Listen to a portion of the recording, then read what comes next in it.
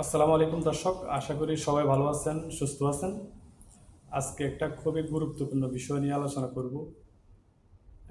যারা ই পাসপোর্ট করার কথা ভাবছেন, তারা কত বছর মেয়াদে পাসপোর্ট করবেন এই বিষয়টা আগে থেকেই সিদ্ধান্ত নিয়ে রাখা ভালো।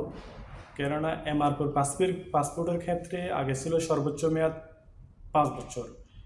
এই পাসপোর্টের ক্ষেত্রে দুইটি অপশন রাখা হয়েছে, একটা হচ্ছে যে 5 বছর, একটা হচ্ছে যে 10 বছর।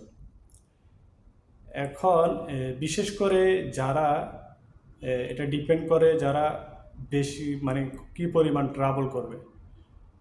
যেমন অনেকে বছরে 4-5 বার বিভিন্ন দেশে ট্রাভেল করে, তাদের ক্ষেত্রে আমি পরামর্শ দিব অবশ্যই 10 বছর মেয়াদে পাসপোর্ট করাটাই ভালো হবে। এক্ষেত্রে আরেকটা বিষয় বলে রাখা ভালো, যারা বিশেষ করে আমাদের প্রবাসীর ক্ষেত্রে আমি মনে করি 10 বছর মেয়াদে 48 পেজ না, 64 পেজের যে 10 বছর মেয়াদের পাসপোর্ট, এই পাসপোর্টটা আছে ওইটাই করা ভালো হবে।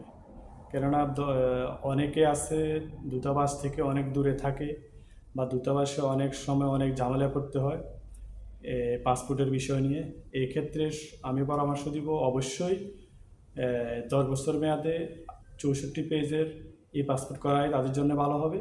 অন্তত 8-10 বছর তাকে আর এই বিষয়ে কোনো সমস্যা করতে হবে না। আর যারা হজ উমরা করার জন্যে পাসপোর্ট করবেন, তাদের ক্ষেত্রে 5 বছর মেয়াদে পাসপোর্ট করলে চলবে, কেননা তারা শুধু অনলি হজ এবং উমরার জন্যে উদ্দেশ্য করে পাসপোর্ট করবেন। সেই ক্ষেত্রে তারা 5 বছর মেয়াদে পাসপোর্ট করলে আশা করি কোনো সমস্যা হবে না। তো আমি বিশেষ করে প্রবাসীদেরকে বলবো, যারা এই পাসপোর্ট করার কথা ভাবছেন অবশ্যই আপনারা 10 বছর মেয়াদের পাসপোর্টে করবেন।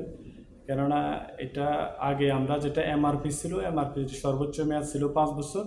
এই পাসপোর্টের ক্ষেত্রে দুইটা অপশন রাখা হয়েছে, একটা হচ্ছে যে 10 বছর 5 বছর মেয়াদি, আর একটা হচ্ছে 10 বছর মেয়াদি।